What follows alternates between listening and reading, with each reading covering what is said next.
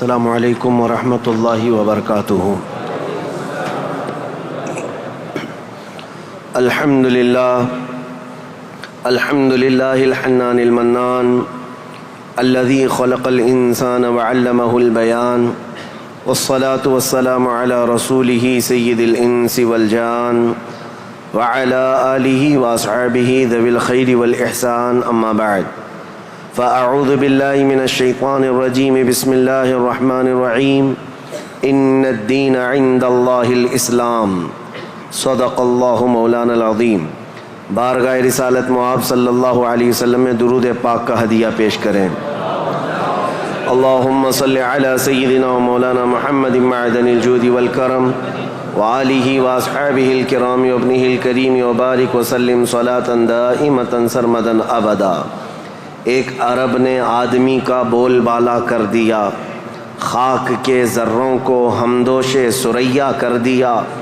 خود نہ تھے جو راہ پر اوروں کے ہادی بن گئے، کیا نظر تھی جس نے مردوں کو مسیحا کر دیا۔ آج سے میرے عزیزو ہمیں تاریخ اسلام سننی ہے۔ اسلام کی نشو و نما اور اس کی ترویج و اشاعت اس دن سے ہی شروع ہو چکی ہے جس دن سب سے پہلے انسان آدم علیہ السلام نے اس روئے زمین پر قدم رکھا ہے۔ لیکن آج کے دور میں ہم اسلام نام سے جس دین کو جانتے اور پہچانتے ہیں وہ میرے آقا صلی اللہ تعالیٰ علیہ وسلم کی شریعت طاہرہ ہے۔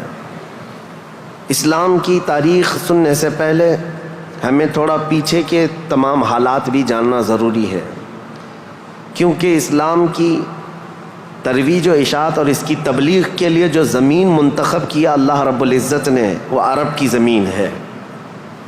عرب دنیا کے جغرافیہ میں کیا حیثیت رکھتا ہے، اس کی سچویشن جو ہے وہ کتنی امپورٹنٹ ہے، وہ سمجھنا ضروری ہے۔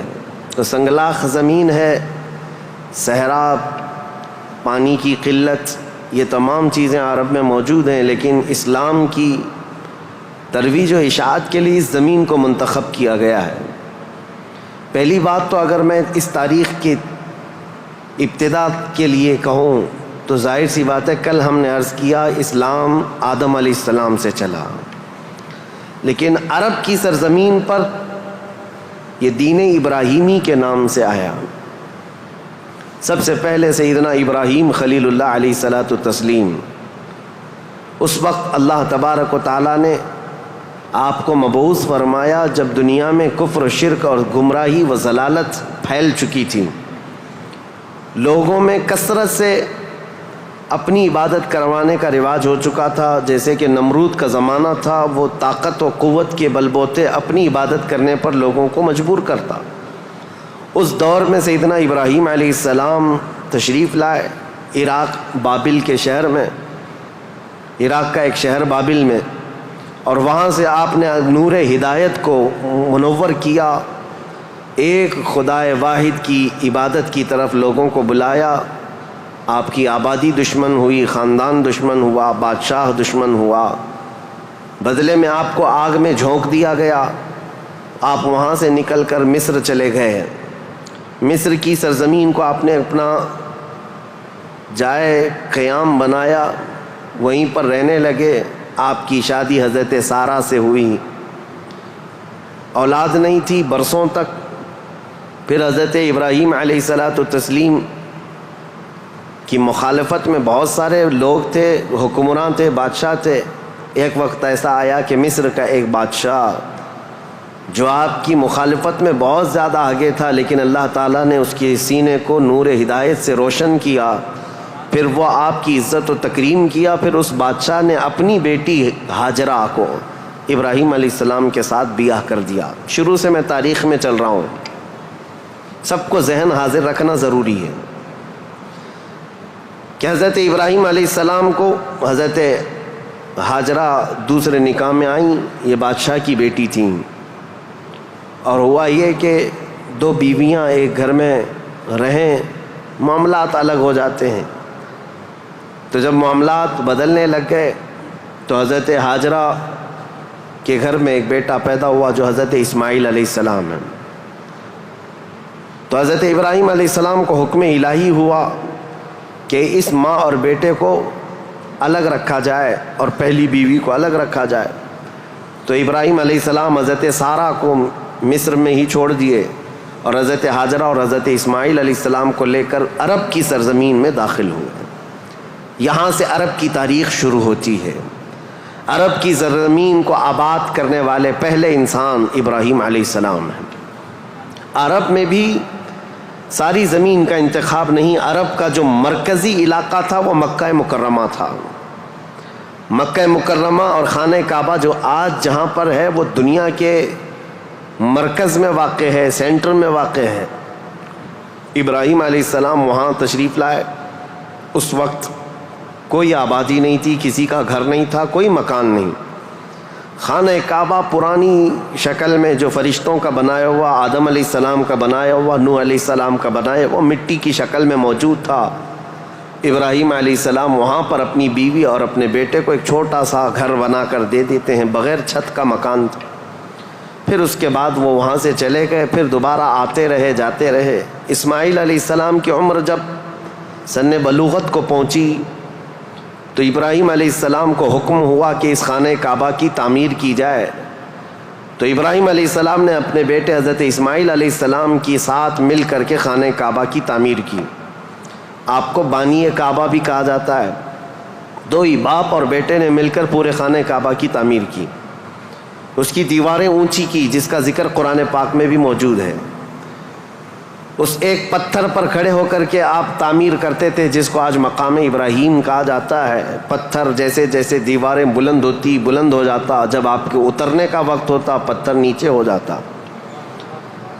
جب تعمیر مکمل ہو گئی خانہ کعبہ کی تو پھر ابراہیم علیہ السلام نے دعا کی کہ اللہ اس آبادی کو ہری بھری کر دے, شاد و آباد کر دے, اور یہاں رہنے والوں کو ہر قسم کے پھل اور میوہ جات سے تو ان کو رزق عطا فرما. آپ کی دعا قبول ہوئی. جو بے آباد علاقہ تھا, اب سنیں تاریخ کہاں سے شروع ہو رہی ہے.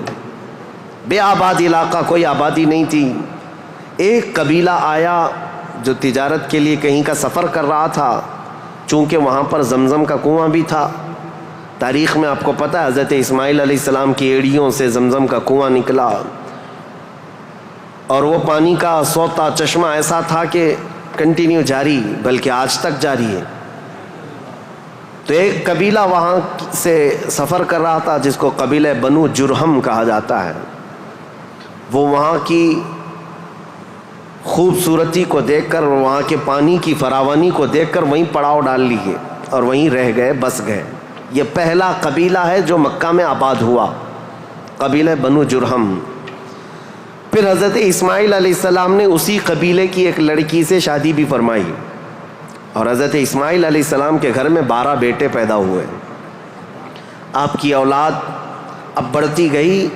عرب سرزمین میں سب سے پہلی یہ نسل ہے.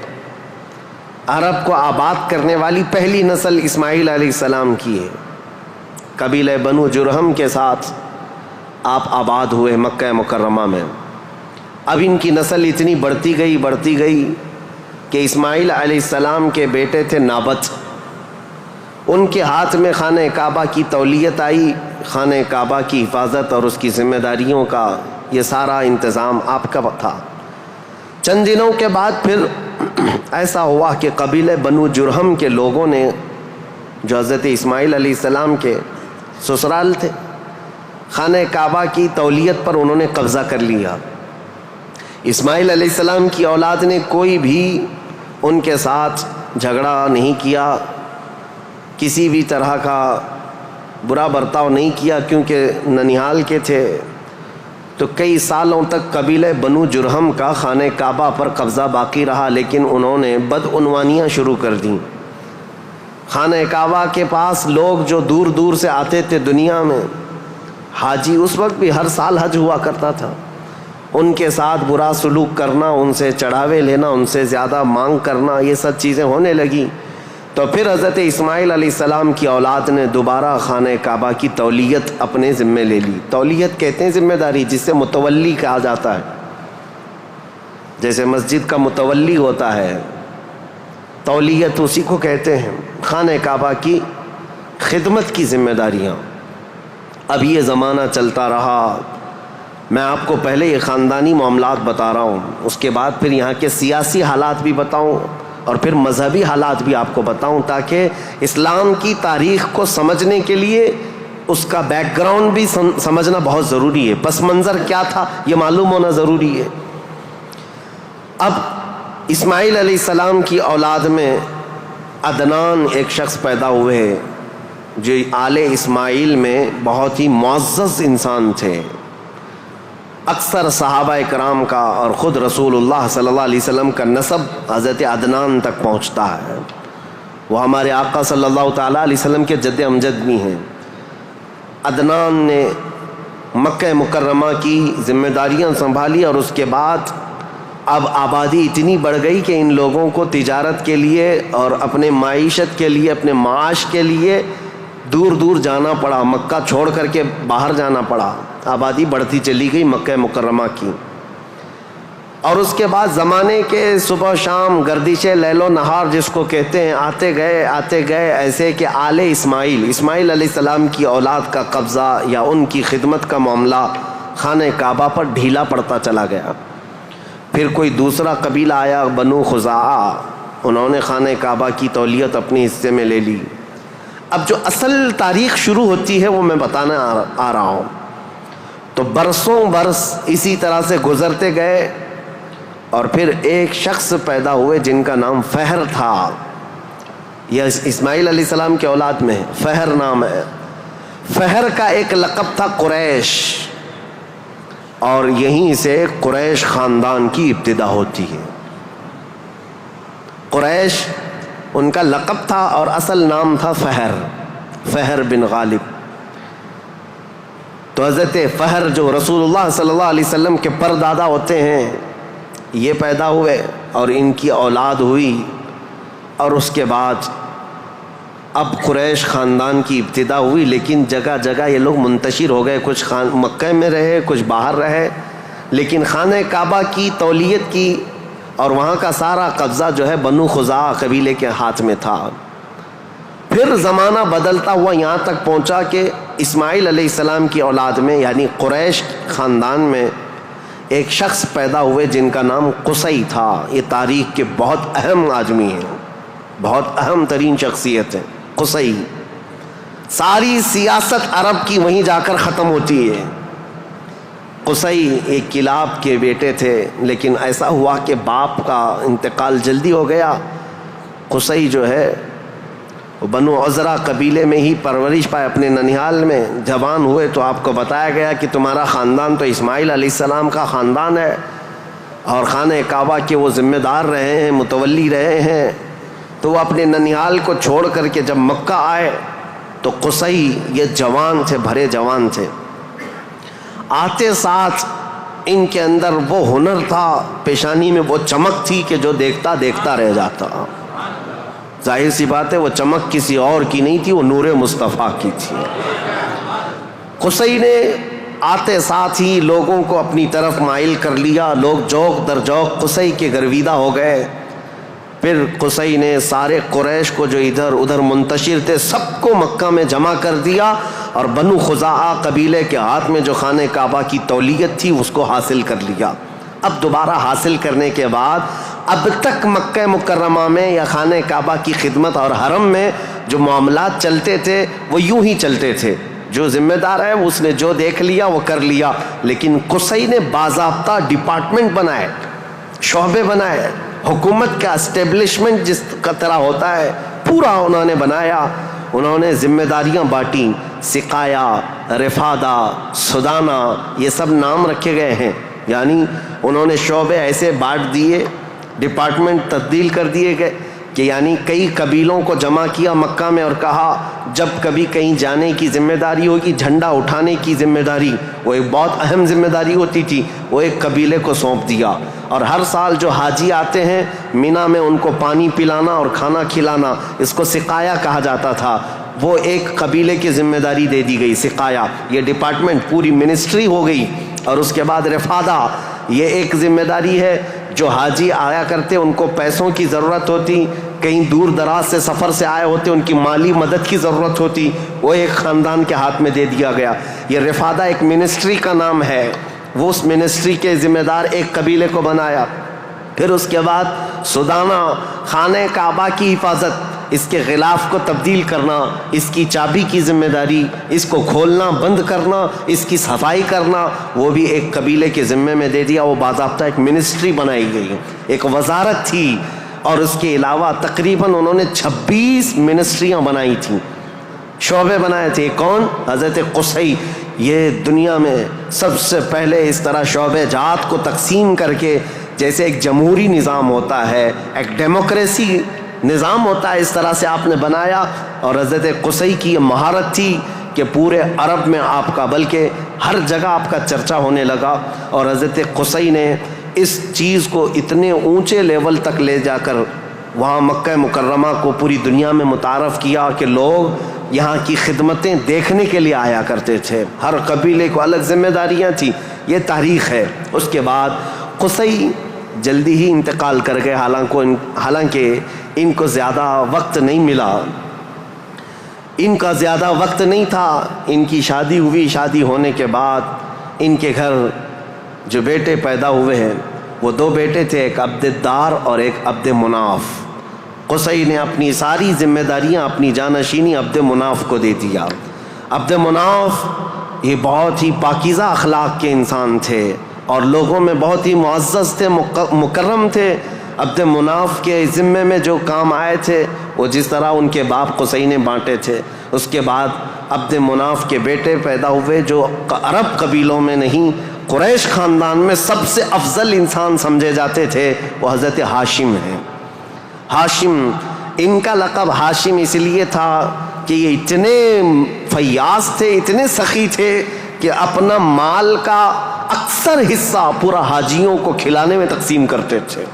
ایک بار عرب میں قحط پڑ گیا تھا، لوگ بھوکے تھے اور لوگوں کے پاس مال و دولت کی کمی بہت زیادہ آ گئی، تو حضرت ہاشم نے سال بھر روٹیوں کے ٹکڑے کر کے ان کو شوربے میں ڈبو کر لوگوں کو پیٹ بھر کر کھلاتے تھے، اس لیے آپ کا لقب ہاشم ہوا۔ ہاشم اس ذمہ داری کو اس طرح سے سنبھالتے ہیں کہ خانہ کعبہ کی تولیت وغیرہ عبد الدار کے پاس تھی۔ سقایہ، رفادہ، جس کو میں ابھی نام دے کر کے جو منسٹریاں بتایا کہ یہ الگ الگ قبیلوں کے ذمے تھی، تو عبد الدار جو ایک ان کے پردادا کے ہی خاندان میں لوگ تھے، انہوں نے بدعنوانیاں شروع کی تھیں، ٹیکس لگایا، حاجیوں سے پیسہ لیا، یہ تمام چیزیں ہونے کی وجہ سے حضرت ہاشم نے وہ ذمہ داریاں بھی اپنے ہاتھ میں لے لیں۔ اب قریش خاندان میں حضرت ہاشم کے پاس جو ذمہ داریاں تھیں وہ یہ تھیں کہ آپ رفادہ یعنی حاجیوں کو مالی مدد دینے کے بھی آپ ہی ذمہ دار تھے، سقایہ، مینا میں حاجیوں کو پانی پلانے کے ذمہ دار بھی آپ ہی تھے، اور سدانہ، خانہ کعبہ کی چابی اور کلید بردار جو کہتے ہیں وہ بھی ذمہ داریاں آپ نے لے لی تھی۔ اتنا ہی نہیں، ندوہ ایک وہاں کی ایسی بیٹھک کا نام ہے جو عدالت بھی ہے، پارلیمنٹ بھی ہے، مشورے کی جگہ ہے، جہاں سب کے فیصلے کیے جاتے تھے، وہ بھی حضرت ہاشم کے ذمے میں تھی۔ حضرت ہاشم، ان کا بھی معاملہ ایسا ہوا کہ انہوں نے شادی فرمائی اور ان کے ہاں ایک ہی بیٹا پیدا ہوا جن کا نام شیبہ تھا۔ حضرت ہاشم کے گھر ایک بیٹا پیدا ہوا شیبہ، اور اس کے بعد حضرت ہاشم کا انتقال ہو گیا۔ شیبہ بچپن میں ہی اپنے باپ سے محروم ہوئے، اور ان کے چچا تھے مطلب، جن کا نام تھا، ہاشم کے بھائی، سگے بھائی تھے۔ مطلب نے یہ شیبہ کو گود لے لیا اور پرورش کی، اور اتنی اچھی پرورش کی کہ لوگ جو ہے شیبہ کو ان کے اصلی نام کی بجائے مطلب کا غلام یا مطلب کا بیٹا کہتے ہوئے عبد المطلب ہی کہنے لگ گئے۔ یہ عبد المطلب میرے آقا صلی اللہ تعالیٰ علیہ وسلم کے سگے دادا ہیں، عبد المطلب، ان کا اصل نام شیبہ ہے۔ اب یہ خانہ کعبہ کی تولیت کی ذمہ داری سب سے لمبے عرصے تک سنبھالنے والے یہی ہیں، کافی لمبا ٹائم ان کو ملا۔ عبد المطلب کے زمانے میں ہی وہ اصحاب فیل کا واقعہ پیش آیا جو ابرہہ بادشاہ خانہ کعبہ کو ڈھانے آیا تھا، یہ حضرت عبد المطلب کے زمانے میں پیش آیا۔ حضرت عبد المطلب کے بھی تقریباً کافی اولاد ہوئیں، بیٹے ہوئے 12 کے قریب ان کی بھی اولاد ہوئیں. آپ نے ایک منت مانی تھی کہ اگر میں اپنے سارے بچوں کو جوانی کے حالت میں دیکھ لوں تو ان میں سے ایک بیٹا اللہ کی راہ میں قربان کر دوں گا. جب سارے بچے آپ کے جوان ہو گئے تو حضرت عبد المطلب خانہ کعبہ کے پاس گئے اور اس کے بعد آپ نے قرعہ اندازی کی اپنے بیٹوں کے نام نکال کر کے کہ کس بیٹے کا نام نکلے گا جس کو قربان کیا جائے. تو آپ نے جب قرعہ اندازی کی تو آپ کے چھوٹے بیٹے حضرت عبداللہ کا نام نکلا. قربانی کے لیے حضرت عبداللہ کا نام نکلا. حضرت عبد المطلب کے وہ سب سے زیادہ محبوب تھے، نور نظر تھے. آپ نے سارے لوگوں سے مخاطب ہو کر کے کہا کہ اس مسئلے کو کیسے حل کریں. تو سارے لوگوں نے کہا کہ اللہ رب العزت کے معاملات اللہ کے حوالے اس کو چھوڑ دو. پھر آپ نے خواب میں دیکھا کہ اس کا معاملہ ایسا ہے کہ اپنے اس نور نظر محبوب بیٹے کی قربانی کی بجائے ان کی جگہ 100 اونٹ قربان کر دیے جائیں. تو 100 اونٹ قربان ہوں گے لیکن آپ کے بیٹے کی قربانی بھی مان لی جائے گی کہ آپ نے بیٹے کو بھی قربان کیا. آپ نے حضرت عبداللہ کی جگہ پر 100 اونٹ قربان کیے. اسی لیے تو میرے آقا صلی اللہ علیہ وسلم نے ایک حدیث میں فرمایا ہے انا ابن الذبیحین، اے لوگوں میں 2 ذبیحوں کا بیٹا ہوں. ایک ذبیح اسماعیل علیہ السلام ہے، دوسرے ذبیح میرے باپ عبداللہ ہیں. یہ رسول اللہ صلی اللہ علیہ وسلم نے فرمایا کہ اب یہ حضرت شیبہ عبد المطلب، حضرت عبد المطلب جو خانہ کعبہ کی تولیت کو سنبھالتے رہے، یہ تاریخ یہاں تک آئی. آل اسماعیل ہیں، یہ اسماعیل علیہ السلام کی اولاد. تاریخ کو میں نے شروع کیا تھا حضرت ابراہیم علیہ السلام سے. پھر اب حضرت عبد المطلب رضی اللہ تعالیٰ عنہ خانہ کعبہ کی تولیت سنبھالتے رہے اور اس کے بعد اپنے سارے بیٹوں کی شادیاں کیں. ان میں اپنے چھوٹے بیٹے حضرت عبداللہ کی شادی آپ نے کہ ایک قبیلہ جو مدینہ طیبہ میں آباد تھا وہب بن عبد مناف کا، ان کی بیٹی حضرت آمنہ سے کی، جو سب سے معزز قبیلے کی خاتون تھیں، پاکیزہ تھیں، طیبہ تھیں، طاہرہ تھیں. رسول پاک صلی اللہ تعالیٰ علیہ وسلم کے والد ماجد عبداللہ نے حضرت آمنہ سے شادی کی. یہ شادی بھی بڑی مشہور شادی ہوئی کیونکہ حضرت عبداللہ کو کئی عورتیں دیکھتی تھیں اور شادی کی خواہش رکھتی تھیں. مکہ میں کئی لوگوں نے پیغامات دیے تھے اور اس کے بعد جب حضرت آمنہ سے انہوں نے شادی کی تو ایک خاتون ہے جو حضرت عبداللہ کی شادی کے لیے بہت کوشش میں لگی تھی. انہوں نے حضرت عبداللہ کو دیکھا اور اس کے بعد کہا شادی کے بعد تمہاری پیشانی پر کوئی چیز چمکتی تھی وہ اب نظر نہیں آتی ہے، پہلے میں دیکھا کرتی تھی، جس پر میں گرویدہ تھی میرے عزیزو وہ چمک اور وہ نور کوئی اور نہیں میرے مصطفیٰ کا نور نبوت تھا جو آدم علیہ السلام سے چلتا ہوا آیا ہے اور ان کے باپ حضرت عبداللہ تک آیا.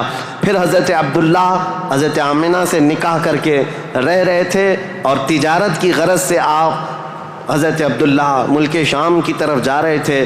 درمیان میں جو یثرب علاقہ تھا آج کا وہ مدینۃ المنورہ ہے، وہاں حضرت عبداللہ کو کچھ بیماریاں ایسی لگ گئیں کیونکہ یثرب جو علاقہ ہے اس کو پہلے بیماریوں کا گڑھ کہا جاتا تھا، وہاں جو جاتا بیمار ہو جاتا تھا. اس وقت انہوں نے وہاں کا سفر کیا تھا اور بیماریاں لگ گئی اور آنے سے پہلے آپ کا انتقال ہو گیا، عبداللہ کا انتقال ہو گیا حضرت عبداللہ کا. اور پھر چند ماہ گزرے تھے، 6 مہینے کے بعد پورے عالم میں جو ایک عجیب کیفیت طاری تھی. عرب کی یہ تاریخ میں آپ کو بتا رہا ہوں کہ یہاں پر اب حالات کیا تھے. حضرت آمنہ کے گھر رسول پاک صلی اللہ تعالیٰ علیہ وسلم حمل سے ہیں، لیکن اس سے پہلے میں اب پس منظر بتاتا ہوں، بیک گراؤنڈ بتاتا ہوں دنیا میں کیا چل رہا تھا، اس وقت حالات کیسے تھے. اس کو میں ڈیوائیڈ کر کے اگر بتاؤں سیاسی حالات اور مذہبی حالات. سیاسی حالات میں یعنی پالیٹکس کے اعتبار سے دیکھا جائے تو حکومت اور تسلط قبضہ زیادہ کس کا تھا. اس دور میں سب سے بڑی 2 حکومتیں تھیں، ایک پرشین امپائر اور ایک رومن امپائر. روم کی حکومت اور فارس کی حکومت، ان دونوں کا بہت بڑا اثر و رسوخ تھا. پوری دنیا کی بات کر رہا ہوں، یہ سپر پاور طاقتیں تھیں. عرب میں بعض لوگ پرشین امپائر کے انڈر میں کام کرتے تھے، بعض لوگ رومن امپائر کے انڈر میں کام کرتے تھے. مذہب کے اعتبار سے ہم بعد میں بات کرتے ہیں. اب یہ حالات تھے کہ حکومت اور تسلط، قبضہ، سیاسی اثر و رسوخ سب سے زیادہ یہ 2 حکومتوں کا تھا. جس کی وجہ سے آئے دن نئی نئی جنگیں ہوتی تھیں. رومن ایمپائر یہ چاہتی تھی کہ دنیا پورا قبضہ کر لیں, پرشین ایمپائر یہ چاہتے تھے کہ پوری دنیا ہم قبضہ کر لیں. اس آڑ میں دو سپر پاور کے ٹکراؤ میں پوری دنیا میں جنگیں روز روز چلتی رہتی تھیں. یہ حالات تھے سیاسی. عرب لوگوں کی خود کی کوئی حکومت نہیں تھی, ان کی خود کی کوئی حکومت نہیں تھی, لیکن وہی مکہ مکرمہ سے جو ان کے خاندانی حالات کی سرداری چلتی تھی بس. لیکن دنیاوی حکومت کے اعتبار سے یہ لوگ پرشین ایمپائر کے انڈر میں کام کرتے تھے یا پھر رومن ایمپائر کے انڈر میں کام کرتے تھے. یہ دو طرح کی حکومتیں چل رہی تھیں. اب مذہبی حالات کے اعتبار سے دیکھا جائے تو میں 4 حصوں میں تقسیم کرتا ہوں پوری دنیا کو, 4 حصوں میں. فارس جس کو آج پرشیا کہیں آپ, ایران جو آج کے دور کا ہے, اس کی سرحدیں اور بھی بڑی تھیں, بلند تھیں. پرشیا یا جس کو اس وقت پرشین ایمپائر کہا جاتا ہے. مذہبی حالات کیا تھے ان کے؟ مذہبی حالات اتنے خطرناک تھے کہ ان کے ہاں شروع سے کبھی ایک خدا کا تصور آیا ہی نہیں. یہ شرک میں ہی مبتلا رہی قوم ہے. ہمیشہ بتوں کی, ہمیشہ آگ کی پرستش کرنے میں سب سے زیادہ مشہور قوم ہے یہ پرشیا کے لوگ, یعنی فارس کے لوگ. آگ کی پوجا میں ان کا کوئی نام ثانی نہیں تھا. 1000 سال تک ایک آگ کو بجھنے نہیں دیتے تھے یہ لوگ. اس طرح کئی بت کدے تھے, کئی آتش کدے تھے. یہ فارس کے علاقے میں یہ حالات تھے کہ ایک خدا کا تو تصور ہی نہیں تھا, اور غلبہ ایسا تھا کہ جو حاکم ہوتا تھا اس کی عبادت کی جاتی تھی, جو مال والا ہے اس کے سامنے سجدے ہوتے تھے, جس کی طاقت ہے اس کے سامنے جھک جائے. یہ حالات پرشیا کے تھے. اور روما کے حالات کیا تھے؟ جو رومن ایمپائر ہے روم, یہاں پر عیسائی زیادہ طور پر آباد, اس زمانے میں بھی تھے پہلے سے بھی, کیونکہ عیسیٰ علیہ السلام کے بعد ان کے حواریوں کے ذریعے سے جو دین پھیلا وہ روما میں زیادہ تھا, جو آج کا اٹلی ہے, یونان ہے اور جورجیا وغیرہ کے علاقے آج یہ سب رومن ایمپائر کے انڈر میں تھے, اور یہاں عیسائی زیادہ تھے. لیکن ایسے عیسائی کہ اصل عیسائی دین کو انہوں نے مسخ کر دیا تھا, ختم کر دیا تھا. جو دین الہی تھا, اللہ کا دین تھا, عیسیٰ علیہ السلام جو لائے تھے, اس کو انہوں نے اتنا خلط ملط کر دیا تھا کہ عیسیٰ علیہ السلام کے جگہ جگہ مجسمے, اسٹیچو بنائے ہوئے تھے. مریم علیہ السلام, سیدہ مریم رضی اللہ تعالیٰ عنہا کو انہوں نے ساتھ میں پوجنا شروع کر دیا. تثلیث کا عقیدہ, ٹرائنیٹی جس کو یہ کہتے ہیں, 3 خداؤں کا تصور ان کے گھر میں رواج پا گیا تھا. پورے روما میں یہی تھا. ایک خدا کی عبادت یہاں بھی ختم تھی. 2 بڑی طاقتوں کے انڈر میں شرک اور بت پرستی اور کفر بہت سر چڑھ کر بول رہا تھا. یہاں اللہ کو پہچاننے والے اور اللہ کی عبادت کرنے والے تقریباً ناپید ہو چکے تھے. عیسیٰ علیہ السلام کی جو آپ کا عروج ہوا آسمانوں پر, آپ کو اللہ تعالیٰ نے آسمانوں پر جو اٹھایا, وہ زمانہ بیت کر کے بھی 570 سال گزر رہے تھے. ان 570 سالوں میں کوئی نبی نہیں آیا. عیسیٰ علیہ السلام کے بعد سے لے کر 570 سال کا زمانہ, اس کو زمانہ فترت کہا جاتا ہے. زمانہ فترت 2 نبیوں کے بیچ کے زمانے کو کہتے ہیں. اس بیچ میں کوئی نبی نہیں آیا, جس کی وجہ سے حالات اتنے گمبھیر تھے. پرشیا کے حالات میں نے بتایا, جگہ جگہ آگ کی پوجا, آگ کی پوجا, آگ کو ہی طاقتور مانا جاتا. اور روما میں تھا, عیسائی تو تھے لیکن ایسے کہ ٹرائنیٹی کا عقیدہ, مریم بھی خدا ہیں, عیسیٰ بھی خدا ہیں اور وہ بھی خدا ہے. 3 خداؤں کی عبادت. اور اس کے علاوہ راہبوں کا, پادریوں کا حال تو یہ تھا, اللہ کی پناہ, وہاں کے جو عبادت خانے تھے, جو چرچ تھے, جو کلیسا تھے, وہ عبادت کے نہیں تھے, وہ عیاشیوں کے اڈے تھے. کوئی عورت جاتی تو ان کے ہاتھ میں بچ کے باہر نہیں آتی, اس کے ساتھ وہ منہ کالا کر لیتے. یہ جو بڑے بڑے راہب تھے ان کا حال یہ تھا. اور وہ سیاست میں بھی اس طرح ملوث تھے کہ جب تک کنیسہ میں یعنی چرچ میں کوئی شخص مال نہ لا کر کے دے, اس کے لیے بد دعائیں کرتے تھے, اس کی تباہی کا انتظام کرتے, بلکہ فوج کی سرکشی کے ساتھ ایسے لوگوں کو مار کر ختم بھی کر دیتے تھے. اور اس کو کہتے تھے کہ یہ جس کو جس طرح آج ہم یہاں پر دیکھ رہے ہیں دھرم دروہی ہے, دین چھوڑا ہوا آدمی ہے. یہ عیسائیوں کا تسلط ایسا تھا, ان کا قبضہ ایسا تھا, پادریوں کا عیاشی کے اڈے بنا دیے گئے تھے. جتنے وہ عبادت خانے تھے, جتنے عبادت خانے تھے وہ عیاشیوں کے اڈے بنے ہوئے تھے. اور ان کے ہاں یہ سب چیزیں عام, جو اخلاق دینے آئے تھے, جو اچھا مزاج دینے آئے تھے, وہی ان کے علماء, ان کے راہب پورے ایسے تسلط کے ساتھ گندگیاں پھیلا چکے تھے. یہ روما کے حالات تھے, پرشیا کے حالات وہ تھے. اب دنیا میں تیسرا ایک بڑا طبقہ جو اپنا اثر رکھتا تھا, اپنا رسوخ رکھتا تھا, وہ ہندوستان کا تھا. ہندوستان جس کو ہم اکھنڈ بھارت کہیں, یہ ہندوستان, اس کی سیمائیں, اس کی سرحدیں اتنی نہیں تھی جو آج کشمیر سے کنیا کماری تک یا گجرات سے لے کر کے بنگال کی کھاڑیوں تک ہے, بلکہ اس کی سیمائیں ایران کی سرحدوں تک پہنچتی تھی. افغان, پاکستان, بنگلہ دیش, نیپال جو آج ایک الگ الگ ریاستوں میں, الگ الگ ملکوں میں تبدیل ہیں, یہ سب ہندوستان کے علاقے ہوا کرتے تھے. ہند اس وقت کے حالات کیا تھے ہندوستان کے, میں اس وقت کی بات کر رہا ہوں, عیسیٰ علیہ السلام کے عروج آسمانی کے 570 سال کے بعد ہندوستان کے حالات بڑے دیگرگوں تھے, کیونکہ یہاں پر بھی شروع سے بت پرستی بہت زیادہ تھی. بلکہ تاریخ نگاروں نے لکھا ہے اس وقت ہندوستان کی آبادی اگر 1 کروڑ تھی تو یہاں کے خدا جو بنائے گئے تھے وہ 2 کروڑ تھے. یعنی انسانوں کی آبادی سے بڑھ کر کے خدا تراشے گئے تھے. ہر قبیلے کا نہیں, ہر خاندان کا نہیں, بلکہ ہر انسان کا 2 خدا, 3 خدا, 4 خدا, جس کی جیسی حیثیت ویسے خدا بنائے ہوئے تھے.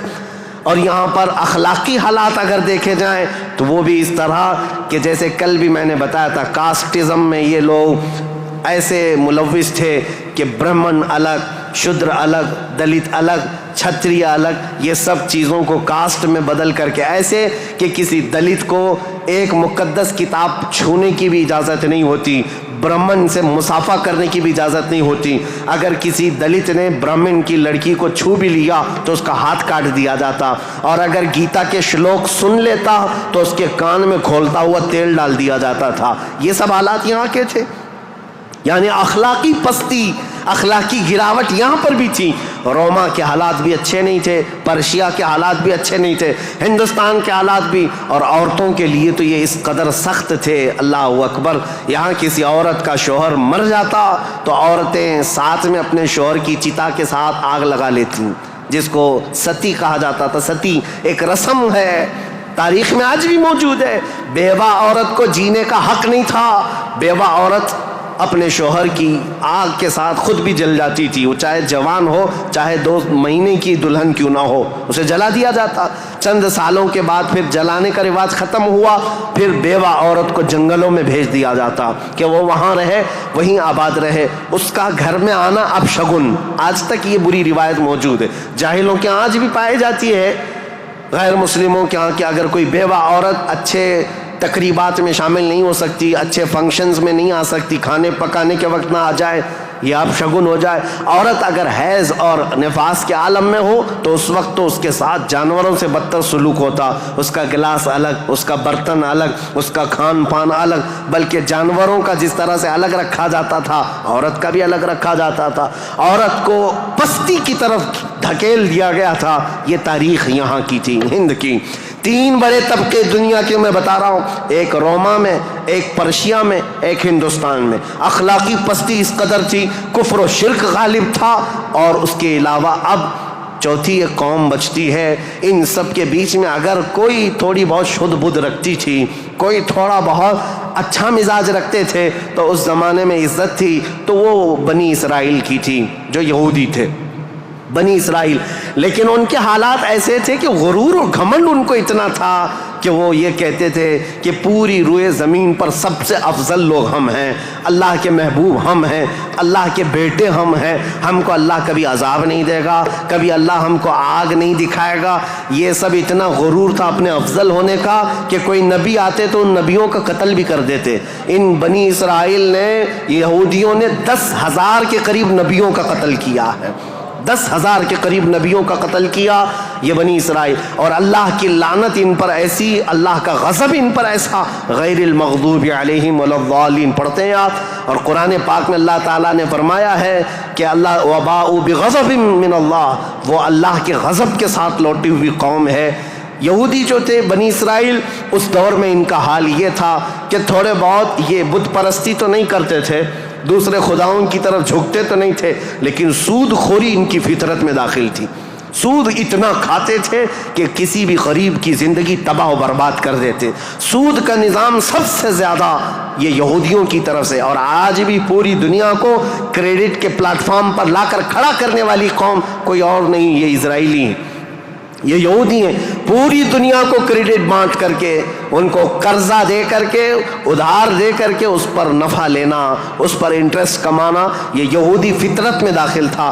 اور یہ سود کی لعنت ان کے ساتھ آج سے نہیں پہلے سے ہے. اس کو حلال سمجھ کر کے کھاتے ہیں، اس کو ترہ امتیاز سمجھتے ہیں، اور یہ سمجھتے ہیں یہ ہماری عقل مندی ہے، ہماری دانائی ہے کہ ہم پوری دنیا کا مال اپنی طرف کھینچ لیتے ہیں. اس کو وہ اپنی عقل مندی سمجھتے ہیں، جبکہ اللہ کا غضب ہے ان کے ساتھ. یہ چوتھی قوم تھی جو برائیوں میں ملوث تھی، سود خوری میں ملوث تھی، نبیوں کا قتل، بلکہ کتابوں کو یوں پھینک دیتے، اگر ان کے مزاج کے مطابق کوئی مسئلہ نہیں ملتا تو پھینک دیتے اور کہتے یہ کتاب اللہ کی ہے نہیں. تورات کو نہیں مانتے، تلمود کو نہیں مانتے، جس کو آج اولڈ ٹیسٹمنٹ کہا جاتا ہے، یا بائبل کو نیو ٹیسٹمنٹ جو انجیل ہوا کرتی، ان کتابوں کو پھینک دیتے. ان کے مزاج کے مطابق اگر آیتیں ملتی تو ٹھیک ہے، نہیں تو پھینک دیتے. یہ چوتھی قوم تھی. اب دنیا کی یہ حالات تھے، دنیا میں یہ حالات جہاں جہاں دیکھیں عورتوں کا استحصال یا پھر زنا، شراب نوشی، یہ سب عروج پر تھے. روما میں، پرشیا میں، ہندوستان میں اور بنی اسرائیل یہودیوں کے درمیان. اب جو پانچویں قوم الگ بنتی ہے وہ عرب کی سرزمین پر تھی. عرب لوگ تھے، عرب جو آل اسماعیل ہیں، اسماعیل علیہ السلام کی اولاد. یہ آئے تھے اللہ تعالیٰ کے منتخب زمین پر، لیکن کثرت سے ان کے ہاں بھی برائیاں گھر کر گئی تھیں. یہ ایسے ہو گئے تھے کہ ان کے ہاں بتوں کی تراشنے کی عادت بڑھ گئی.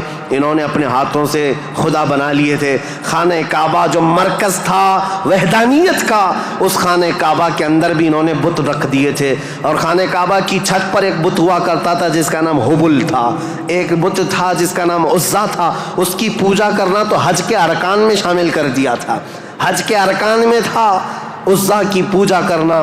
یہ حبل وہاں پر تھا. لات ایک بت کا نام تھا، عزا تھا، منات تھا.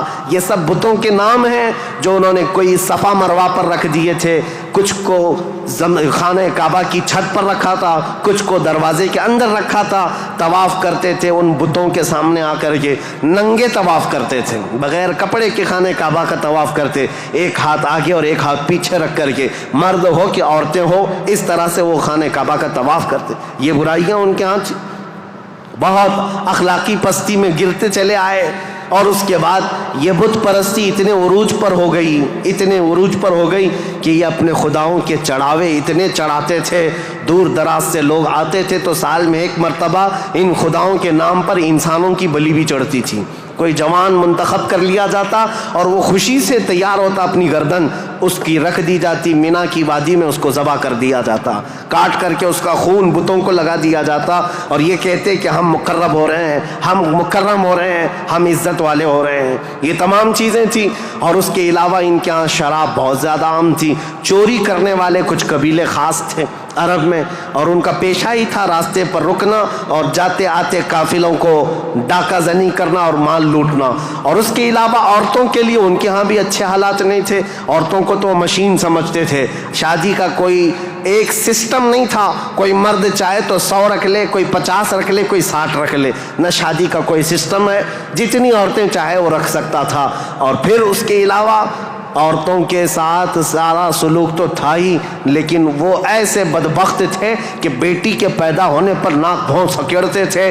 بلکہ کئی ایسے عرب قبیلے تھے جو بیٹی کے پیدا ہوتے ہی اس کی گردن مروڑ کر کے اس کو زندہ دفن کر دیتے تھے. یہ عرب کی سرزمین پر پائے جانے والی چیزیں.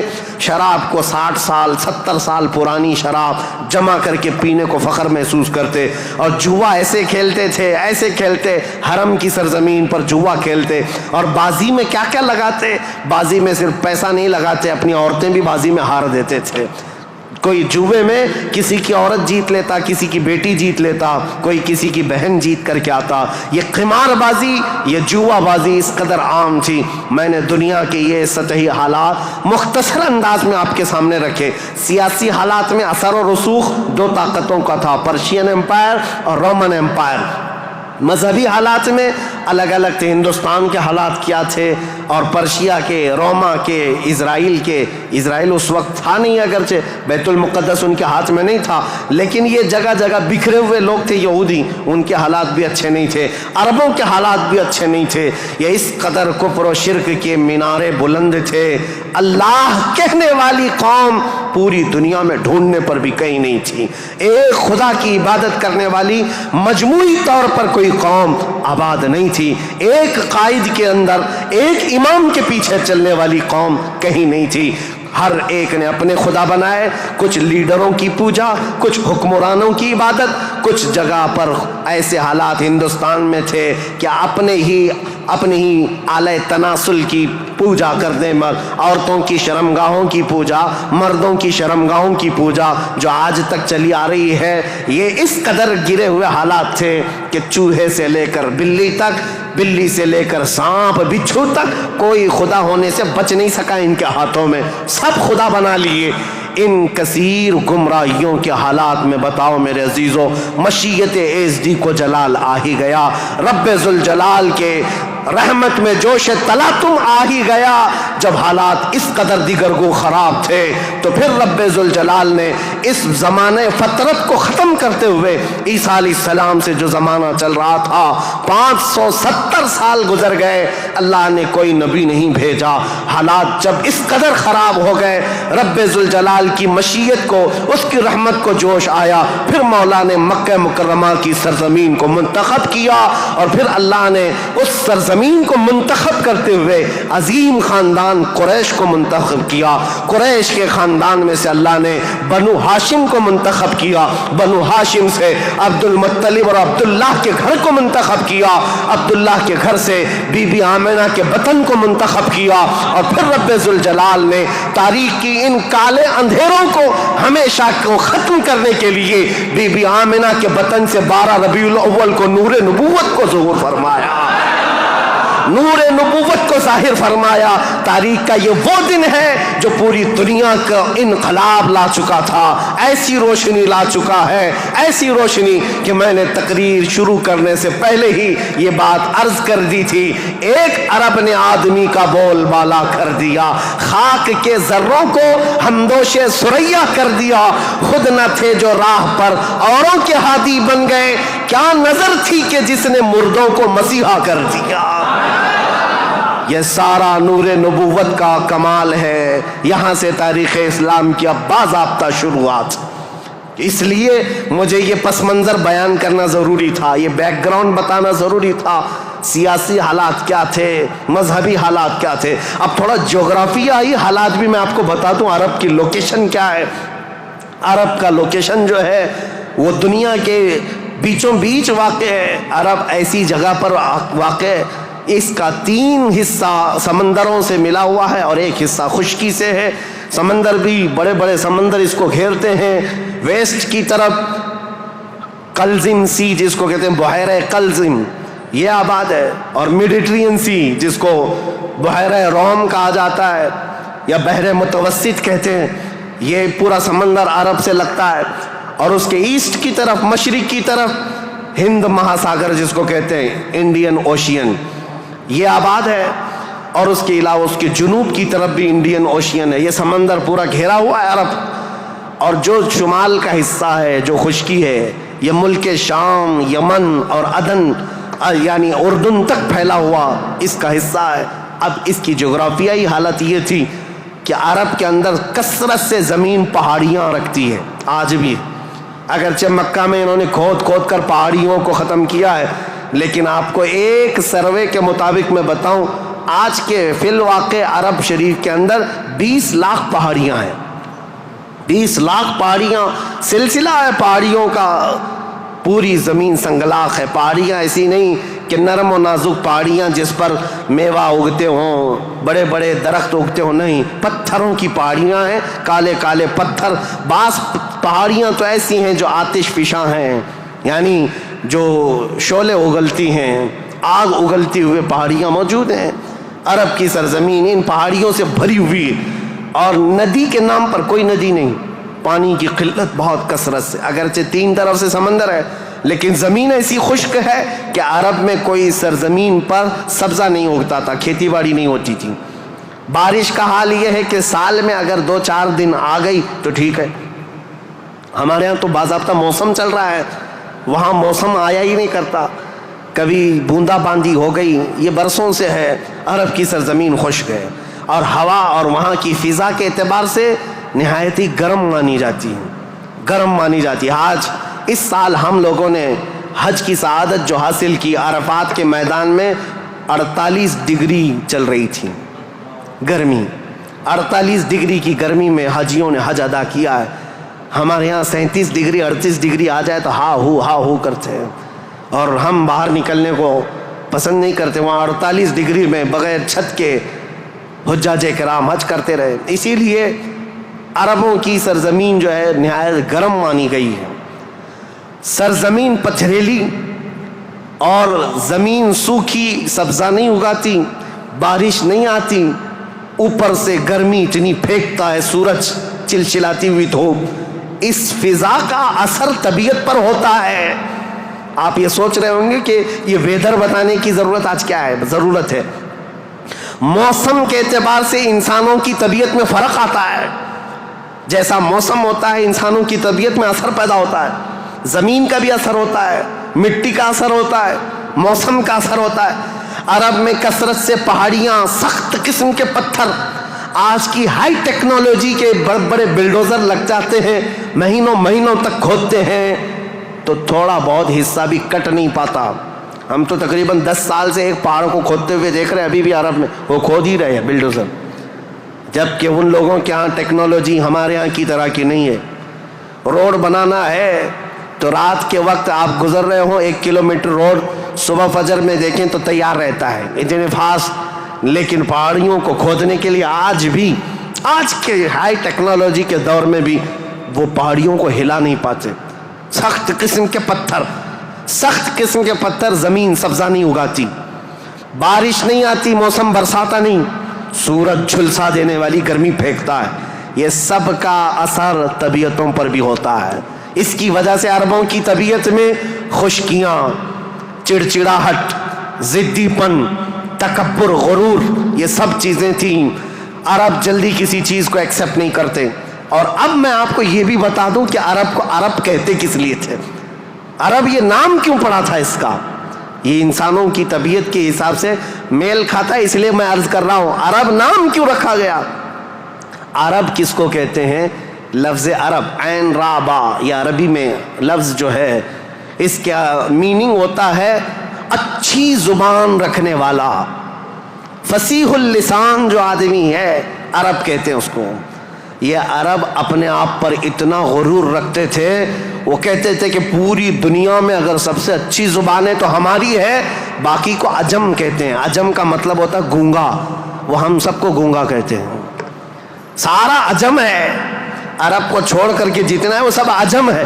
فارس عجم ہے، ہند عجم ہے، افریقہ عجم ہے، امریکہ عجم ہے۔ عجم کا مطلب گونگے۔ عرب لوگ اپنے آپ کو صرف زبان والا کہتے اور باقی پوری دنیا کو گونگا سمجھتے تھے۔ تو یہ نخوت جو تھی، یہ بڑاپن جو تھا، یہ تکبر جو تھا، وہ وہاں کے موسم کے اعتبار سے پتھریلی زمین کی وجہ سے ان کی طبیعتوں میں گھر کر گیا تھا، جلدی ایکسیپٹ نہیں کرتے۔ ایسے سخت دلوں کے اندر اور ایسے سخت قوم کے اندر اسلام کا نور ظاہر کرنا یہ کوئی عام بات نہیں تھی، عام بات نہیں تھی۔ اللہ رب العزت کی مصلحت اور اس کی حکمت بالغہ کو دیکھیں، اللہ کریم نے اپنے آخری رسول کے لیے جو زمین منتخب فرمائی وہ افریقہ کی سرزمین نہیں تھی، نہ ہی کوئی ہند کی سرزمین، نہ یورپ کی سرزمین، بلکہ عرب کی سرزمین کو منتخب کیا گیا۔ اس لیے مجھے زمین کا جغرافیہ بتانا ضروری ہے کہ یہ لوکیشن کے اعتبار سے بیچوں بیچ میں آباد ہے، پوری دنیا کا سینٹر کہلاتا ہے، اس لیے کہ یہاں سے روشنی نکلے تو پوری دنیا میں پھیلے۔ یہاں سے نکلا ہوا ابر ہر زمین پر بارش بن کر کے برسے گا، اور برسا بھی۔ اللہ کریم نے مکہ مکرمہ کی سرزمین کو منتخب فرمایا۔ طبیعتیں کیسی تھی، اکھڑ مزاج لوگ تھے، ان کے درمیان میرے آقا کو پیدا کیا۔ اللہ نے اور رسول کریم صلی اللہ تعالیٰ علیہ وسلم جس دن پیدا ہوئے یہ بی بی آمنہ کا گھر تھا، اور رسول کریم صلی اللہ تعالیٰ علیہ وسلم یتیمی کی حالت میں پیدا ہوئے ہیں، باپ نہیں ہیں، ماں پرورش کرتی رہی۔ عربوں کے رواج کے اعتبار سے دادا کی شفقت بہت زیادہ تھی اپنے پوتے پر، کیونکہ بیٹے عبداللہ بہت محبوب نظر تھے، بڑے پیارے تھے، لیکن جب جوانی میں انتقال کر گئے تو حضرت عبد المطلب کو اس کا بڑا صدمہ تھا کہ میرا سب سے محبوب بیٹا عبداللہ مدینے میں انتقال کر گیا، تو اپنی بہو حضرت آمنہ اپنے پوتے حضور اکرم صلی اللہ تعالیٰ علیہ وسلم کی پرورش میں جی جان لگا دیا، اتنا لگا دیا۔ آپ کو پتہ ہے میرے آقا صلی اللہ تعالیٰ علیہ وسلم کا نام پاک آج کروڑوں مسلمانوں کی آنکھوں کا تارا ہے۔ حضور کا نام جیسے ہی ہم محمد نام لیتے ہیں ہم انگوٹھوں کو چوم کر کے آنکھوں سے لگاتے ہیں۔ یہ نام پاک عام نام نہیں ہے، اس نام پاک کو بزرگان دین تو ایسے تھے کہ حضرت محمود غزنوی کا نام سنا ہے، ان کے خاص وزیر تھے ایاز، ایاز کے بیٹے کا نام تھا محمد۔ محمود جو ہے سلطان محمود اپنے وزیر کے بیٹے محمد کو بہت پیار کرتے تھے۔ ایک دن جو ہے آپ ایاز کے بیٹے کو محمد کہہ کر نہیں بلا رہے ہیں بلکہ کہتے اے ابن ایاز، اے ایاز کے بیٹے ادھر آ جا۔ ایاز نے سن لیا، کہا آج سلطان غضبناک ہوں گے، میرے بیٹے کا نام لے کر کے نہیں پکارا، باپ کے نام سے پکارا ہے۔ بعد میں حاضر ہو کر پوچھا سلطان میرے بیٹے سے کوئی خطا ہوئی، آپ خفا تو نہیں ہیں؟ اس کے نام سے نہ پکارتے ہوئے اس کو ابن ایاز کہہ کر پکارا۔ سلطان محمود نے کہا ایاز ایسی بات نہیں، خفا نہیں، بلکہ میں وضو کی حالت میں نہیں تھا، اس لیے تیرے بیٹے کا نام محمد ہے، میں بغیر وضو کے کبھی اس کا نام بھی نہیں پکارتا۔ اور علامہ عبد الرحمن جامی فرماتے ہیں ہزار بار بشویم دہن ز مشک و گلاب ہنوز نامے تو گفتن کمال بے ادبیس۔ یا رسول اللہ ہزار بار میں اپنے منہ کو گلاب کے پانی سے، مشک و عنبر کے پانی سے دھو لوں، اس کے بعد بھی آپ کا نام پکارنا میں بے ادبی سمجھتا ہوں۔ یا علامہ عبد الرحمن جامی، میں بات کیوں کہہ رہا ہوں حضور کے نام کی؟ یہ محمد نام کسی اور نے نہیں، حضرت عبد المطلب نے رکھا تھا۔ آپ کے دادا، آپ کے جد امجد جیسے ہی حضور کی پیدائش ہوئی تھی گھر دوڑے دوڑے آئے تھے بی بی آمنہ کے، اور فوراً اٹھا کر کے گودی میں لے لیا اور خانہ کعبہ کے پاس آئے اور خانہ کعبہ کے سامنے ہاتھ پھیلاتے ہوئے اللہ کی بارگاہ میں عرض کرنے لگے اللہم ھذا ابنی سمیتہ محمدا، اے اللہ دیکھ یہ میرا بیٹا ہے اور میں نے اس کا نام محمد رکھا ہے۔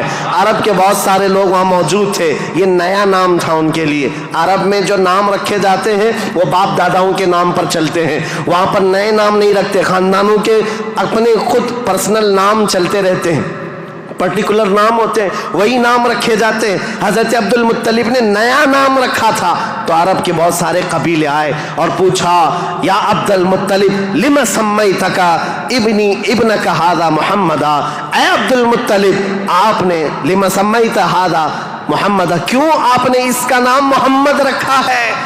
تو حضرت عبد المطلب مسکرائے اور کہا تمہیں پتہ ہے محمد کا نام کا مطلب کیا ہے، محمد کے میننگ کیا ہے؟ کہا محمد کہتے کسے ہیں؟ محمد اس کو کہتے ہیں جس کی سارے لوگ تعریف کریں، سب سے زیادہ جس کی تعریف کی جائے اس کو محمد کہا جاتا ہے۔ حضرت عبد المطلب نے کہا میں نے اپنے اس بیٹے کا نام محمد اس لیے رکھا ہے کہ جب بھی کوئی نام لے تو نہ چاہتے ہوئے بھی میرے بیٹے کی تعریف ہو ہی جائے۔ آج میرے آقا کی شان میں کسی کو گستاخی کرنا بھی ہو، میرے آقا کا نام محمد لیتا ہے تو پہلے حضور کی تعریف کر ہی رہتا ہے، وہ کر کے ہی رہتا ہے۔ عزیزان گرامی وقار، حضور اکرم صلی اللہ تعالیٰ علیہ وسلم کو حضرت عبد المطلب نے بڑی شفقت دی۔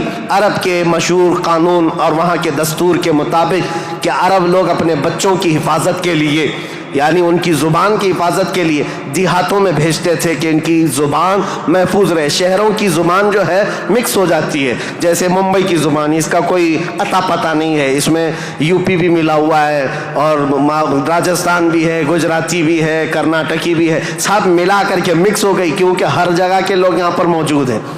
یہ شہر ہے اور شہروں میں ہر علاقے کے لوگ آتے ہیں، اپنی اپنی تھوڑی سی باتیں اس میں داخل کر دیتے ہیں اور یہ ایک مکسچر لینگویج بن جاتی ہے۔ اور اس کو پتہ ہی نہیں رہتا اس کی اوریجنل لینگویج کیا تھی. مکہ ایسا تھا کہ ہر جگہ سے لوگ آتے تھے, حج کے لیے آتے تھے اور کئی کئی مہینے رہتے تھے. تو کچھ لوگ عربی جانتے نہیں تھے, کوئی فارسی اس میں داخل کر دیا, کوئی الگ زبان عبرانی داخل کر دیا, سریانی داخل کر دیا.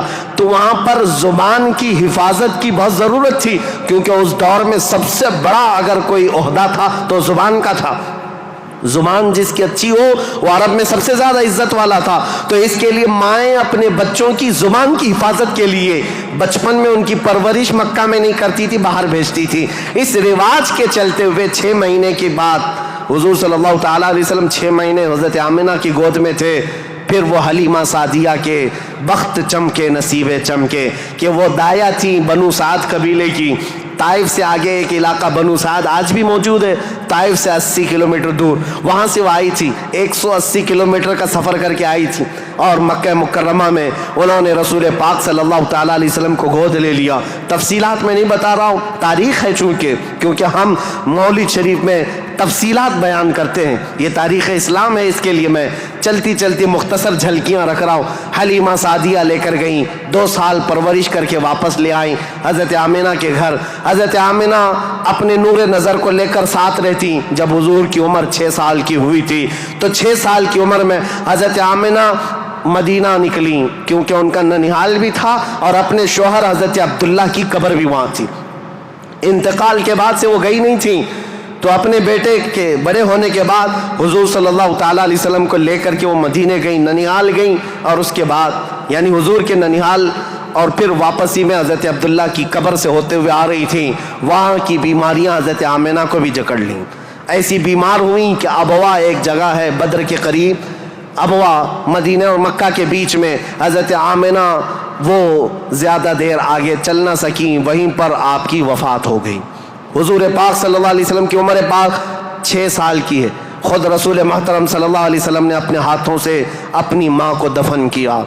حضور کے ساتھ اس وقت آپ کے والد کی ایک کنیز تھیں, ام ایمن, یہ ساتھ رہتی تھیں. اور بس حضور صلی اللہ تعالیٰ علیہ وسلم واپس مکہ جب آئے, حضرت عبد المطلب کو جیسے پتہ چلا کہ حضرت عبداللہ کی بیوی آمنہ بھی انتقال کر گئیں, وہ فرط غم میں, جوش غم میں حضور صلی اللہ تعالیٰ علیہ وسلم کو ایسے قریب کر لیے کہ ایک لمحے کے لیے بھی اپنے آنکھوں سے اوجھل نہیں ہونے دیتے. لیکن ہوا کیا, مشیت ایز دی جو چاہے. 8 سال کی عمر تھی میرے آقا کی, دادا حضرت عبد المطلب بھی فوت ہو گئے. یہ دور گزرتا گیا. دادا حضرت عبد المطلب نے اپنے انتقال سے پہلے اپنے بیٹے حضرت عبداللہ کے سگے بھائی جناب ابو طالب کے حوالے کر دیا تھا اپنے اس پوتے کو. حضور صلی اللہ تعالیٰ علیہ وسلم کو جناب ابو طالب کے حوالے کر دیا اور کہا کہ تم اس کی نگرانی کرنا. تو جناب ابو طالب نے ایسی نگرانی کی کہ ابو طالب کے گھر میں بیٹے تو ہوئے, ان کے بیٹے عقیل ہیں, ان کے بیٹے جعفر ہیں, ان کے بیٹے حیدر کرار, علی و مرتضیٰ ہیں, لیکن حضور صلی اللہ تعالیٰ علیہ وسلم کی پرورش میں ایسا کمال کا کردار ادا کیا کہ اپنے بیٹوں کو بھی کچھ نہیں سمجھتے حضور کے آگے, حضور اکرم صلی اللہ علیہ وسلم کے آگے. ایک روایت جو ہے بدن میں رونگٹے کھڑے کر دیتی ہے. میں آج بھی بحث نہیں کروں گا ایمان ابو طالب کے متعلق, ہمارا قتل آرا بحثوں میں سے ہمارا ٹاپک آج تاریخ اسلام ہے, لیکن ان کی پرورش کا انداز ایسا تھا. صرف ایک بات اگر میں بتا دوں, شعب ابی طالب میں جب 3 سال تک مکہ والوں نے حضور صلی اللہ علیہ وسلم کا بائیکاٹ کیا تھا, سوشل بائیکاٹ, کبھی بھی حملہ ہونے کا اندیشہ رہتا تھا کہ لوگ آ کر کے حضور کو قتل نہ کر دیں. رات کے وقت, کیونکہ عرب اتنے دشمن تھے رسول پاک صلی اللہ علیہ وسلم کے اعلان نبوت کی بات کر رہا ہوں, یہ روایت بیچ میں عرض کر رہا ہوں. جناب ابو طالب رات کے وقت جب حضور سو جاتے تھے تو ان کو اٹھا کر کے دوسری جگہ سلاتے اور حضور صلی اللہ علیہ وسلم کی جو جگہ خاص تھی, حضور کی جو چادر تھی, اس جگہ اپنے بیٹے کو سلا دیتے تھے اور یہ کہتے ہماری نیند کے وقت میں اگر کوئی دشمن آ کر حملہ بھی کرے تو محمد پر حملہ نہ ہو, میرے بیٹے پہ حملہ ہو. یہ کمال کی شفقت کے ساتھ انہوں نے پرورش کی ہے رسول اللہ صلی اللہ علیہ وسلم. جب آپ کی عمر پاک 12 سال کی تھی حضور اکرم صلی اللہ علیہ وسلم کی, جناب ابو طالب کے ساتھ آپ تجارت کے لیے نکلے ملک شام, کیونکہ خاندانی مشغلہ تھا تجارت. ابو طالب ساتھ میں لے کر کے گئے. یہ وہ ٹرننگ پوائنٹ ہے تاریخ کا کہ بیچ راستے میں ایک بحیرہ راہب، ایک عیسائی پادری تھا، جہاں پر یہ قافلہ رکا تھا. بحیرہ راہب نے دیکھ کر کے ہی کہا ھذا سید المرسلین، یہ رسولوں کا سردار آیا ہے. عیسائیوں نے پوچھا تمہیں کیسے پتا؟ کہا میں نے ان کو دیکھا، یہ 12 سال کی عمر کے جب یہ آ رہے تھے رات کے وقت پہاڑوں کے اوپر سے اتر رہے تھے، میں نے دیکھا کہ سارے پہاڑ سارے جتنے بھی درخت ہیں وہ اس 12 سالہ لڑکے کے لیے سجدے میں گرے ہوئے ہیں. اور میں نے دیکھا کہ دن میں یہ جب چلتے ہیں تو سورج کی روشنی ان پر نہیں پڑتی، بادل کا ایک سایہ ان کے اوپر سایہ بنائے ہوئے چلتا ہے، بادل کا ایک ٹکڑا سایہ بنائے ہوئے چلتا ہے. یہ بحیرہ راہب نے ابو طالب کو بلا کر پوچھا یہ کون ہے؟ کہا میرا بھتیجا ہے.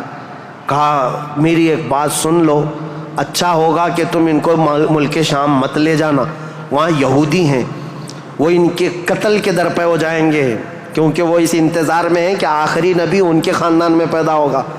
یہ تو تمہارے خاندان کا نصیبہ ہے، اگر تم لے جاؤ گے تو یہودی قتل کر ڈالیں گے، تم یہیں سے ان کو واپس مکہ لے جاؤ. جناب ابو طالب گھبرا گئے، ڈر گئے. کہا کہ میں اپنے اس بھتیجے کو ملک شام نہیں لے جاؤں گا. بیچ راستے سے ہی رسول پاک صلی اللہ تعالیٰ علیہ وسلم کو لے کر وہ مکہ واپس آئے.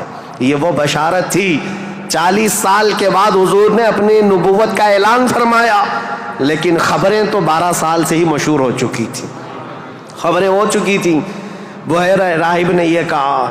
اس کے بعد حضور پاک صلی اللہ تعالیٰ علیہ وسلم تجارت کو اپناتے رہے. جب آپ کی عمر پاک 25 سال کی تھی تو مکہ مکرمہ کی ایک معزز خاتون، بڑی مالدار خاتون تھی حضرت خدیجہ، جن کے 2 شوہروں کا انتقال ہو چکا تھا. اب وہ کسی سے شادی کرنے کے موڈ میں کبھی نہیں تھی، لیکن وہ بڑی مالدار تھیں. انہوں نے اپنا مال تجارت کسی کو دے کر کے انویسٹ کروا کر کے تجارت کرواتی تھیں. جب ان کو پتہ چلا محمد صلی اللہ علیہ وسلم بڑے امانت دار ہیں، بڑے ہی دیانت دار ہیں، تو اپنا مال ان کو دیا اور کہا کہ تم تجارت کرو اور نفع کما کر کے لے آؤ. رسول پاک صلی اللہ علیہ وسلم ان کا مال تجارت لے کر ملک شام گئے اور اتنا نفع ہوا اس مال میں. واپس جب آ رہے تھے تو حضرت خدیجہ کا ایک غلام میسرہ تھا. حضرت خدیجہ نے کہا تھا میسرہ تم ہمیشہ محمد پر نظر رکھنا، دیکھتے رہنا یہ کیسی کیسی تجارت کرتے ہیں، کتنا نفع کرتے ہیں. اسی لیے نہیں کہ خرد برد ہوگا، اس لیے کہ مدد کے طور پر. جب یہ قافلہ واپس مکہ آ رہا تھا، اب پھر ٹرننگ پوائنٹ ہے یہاں پر. حضرت خدیجہ اپنے گھر کے بالا خانے پر بیٹھ کر کے اپنا نفع شدہ قافلہ جو مکہ میں داخل ہو رہا ہے اس کو دیکھنے کے لیے بیٹھی ہوئی تھی. بڑا گھر تھا، بڑا محل تھا. جب وہ اوپر سے نظارہ کر رہی تھی، وہیں سے دیکھ کر کے وہ گرویدہ ہو گئی کہ اتنی دور سے دیکھ رہی تھی، قافلہ صاف نظر نہیں آ رہا تھا لیکن چہرہ محمد سب سے زیادہ چمکتا ہوا نظر آ رہا ہے. حضرت خدیجہ کہتی ہے میں نے چاند کو بھی اتنا تیزی سے چمکتے نہیں دیکھا جس طرح ملک شام سے یہ لوٹتا ہوا قافلہ محمد کا چمکتا ہوا چہرہ لے کر آ رہا تھا. حضرت خدیجہ کہتی ہیں عجیب حالت تھی، قافلہ تو تجارت کر کے آ رہا ہے لیکن میں نے دیکھا اس قافلے کے اوپر جو دھوپ کا وقت ہے اس وقت آسمان کا ایک ٹکڑا، بادل کا ایک ٹکڑا سایہ بن کر کے چلتا ہوا آ رہا ہے. جس طرف محمد جا رہا ہے اس طرف وہ ٹکڑا بھی چلتا جا رہا ہے. آگے پیچھے نہ جانے کون سی مخلوق چل رہی تھی. حضرت خدیجہ کا دل یہیں سے بے قرار ہوا. ملک شام سے تجارت کر کے واپس آنے کے بعد، جبکہ حضرت خدیجہ کی 2 شادیاں آلریڈی ہو چکی تھی، انتقال ہو چکے ان کے شوہروں کے، 40 سال کی عمر ہو چکی تھی، شادی کرنے کا کوئی خیال نہیں تھا. لیکن حضور پاک کے چہرے پاک کو دیکھنے کے بعد، ان کی خصوصیات دیکھنے کے بعد، نفع لیتے ہی آپ نے پیغام بھیج دیا محمد صلی اللہ تعالیٰ علیہ وسلم سے. کہا کیا آپ مجھ سے نکاح کرنا چاہیں؟ وہ روح محمد صلی اللہ تعالیٰ علیہ وسلم کی گرویدہ خاتون، ان کا پیغام پہنچتے ہی رسول پاک صلی اللہ تعالیٰ علیہ وسلم نے خود سے قبول نہیں کیا، اپنے چچاؤں اور پھوپھیوں کے درمیان اس مسئلے کو رکھا. جناب ابو طالب تھے، سارے پھوپھیاں اور چچا بیٹھے، ان کے سامنے رکھا کہ حضرت خدیجہ کے پیغام نکاح آیا ہوا ہے. سارے لوگوں نے کہا تمہیں پتہ ہے خدیجہ پورے مکہ میں طاہرہ کے نام سے جانی جاتی ہیں، سب سے پاکیزہ خاتون. عزت تو ایسی تھی کہ ادنا سے ادنا آدمی بھی اور اونچا سے اونچا آدمی بھی حضرت خدیجہ کی طرف چہرہ اٹھا کر نہیں دیکھتا. ان کی عزت بڑی تھی. کہا کہ اگر محمد تمہارے لیے ان کی طرف سے پیغام آیا ہے تو قبول کر لو.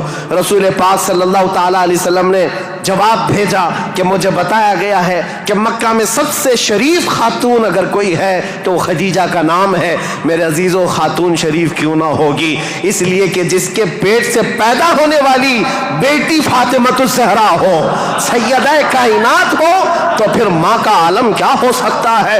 اللہ کریم نے یہ انتخاب فرمایا تھا. رسول کریم صلی اللہ تعالیٰ علیہ وسلم نے اس نکاح کو دل و جان سے پسند کیا. نکاح کی تقریب ہوئی. نکاح کی تقریب میں جناب ابو طالب اور حضور کے سارے چچا اور پھوپھیاں بھی شریک ہوئے. خطبہ نکاح کا خطبہ جناب ابو طالب نے پڑھا تھا. وہ خطبہ آج بھی موجود ہے جو میرے آقا صلی اللہ تعالیٰ علیہ وسلم کے پہلے نکاح میں خطبہ ہوا تھا. اس خطبے کے بعد نکاح مقرر ہونے کے بعد رسول کریم صلی اللہ تعالیٰ علیہ وسلم کی یہ شریک حیات، یہ رفیق حیات، یہ محبوب رب العالمین سیدہ خدیجہ حضور کی ایسی وفا شعار خاتون بن کر کے رہی کہ اللہ کی قسم آج بھی پوری روئے زمین پر جو میرے آقا کی اولاد سادات کے نام سے جانی جاتی ہیں وہ کہیں اور نہیں، وہ خدیجہ کی بیٹ سے پیدا ہونے والی اولاد ہے. حضرت خدیجہ کے بطن سے میرے آقا کی 6 اولاد ہوئیں، 3 بیٹے اور 3 بیٹیاں. رسول کریم صلی اللہ تعالیٰ علیہ وسلم کی 6 اولاد کی ماں حضرت خدیجہ ہے. یہ بڑی الفت و محبت کی زندگی گزری ہے میرے آقا صلی اللہ علیہ وسلم کی. لیکن جب میرے آقا کی عمر پاک 50 سال کی ہوئی اور حضرت خدیجہ کی عمر اس وقت تقریباً آپ اندازہ کر سکتے ہیں 25 سال زیادہ تھی، 75 سال کی خاتون تھی. 75 سال کی خاتون، اللہ اکبر، 75 سال کی خاتون کس کو کہتے ہیں؟ عمر کا وہ پڑاؤ جس میں بوڑھا اپنے اعضاء سے مجبور ہو جاتا ہے اور اس کے پٹھے جواب دے جاتے ہیں، چلنا پھرنا دوبھر ہو جاتا ہے. لیکن قسم خدا کی جب میں یہ روایت پڑھتا ہوں کہ جب رسول کریم صلی اللہ تعالیٰ علیہ وسلم 3000 فٹ اونچی پہاڑی غار ہرا میں جا کر عبادت کرتے تھے، کبھی 2 دن تک نہیں آتے تھے، تو 75 سال کی یہ خاتون دن میں 2 مرتبہ پہاڑی پر جاتی تھی کھانا لے کر کے اور اترتی تھی. آج میں بتاؤں ہم جیسوں کی جوانی میں 1 مرتبہ پہاڑ پر چڑھ کر کے آ جائیں 8 دن تک پٹھے درد کرتے ہیں، پیر درد کرتے ہیں.